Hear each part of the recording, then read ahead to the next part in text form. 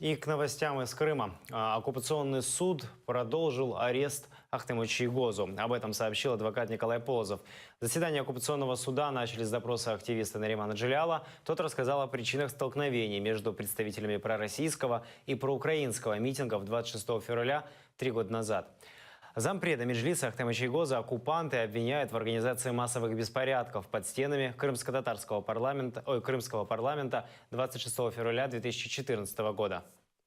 Давка, которая произошла в середине дня, была обусловлена тем, что сотрудники милиции фактически удалились с места проведения двух массовых мероприятий, не обеспечивали охрану общественного порядка, не предпринимали никаких действий на то, чтобы развести противоположные группы митингующих в разные стороны. Также свидетель пояснил, что количество митингующих существенно превышало сотрудников милиции.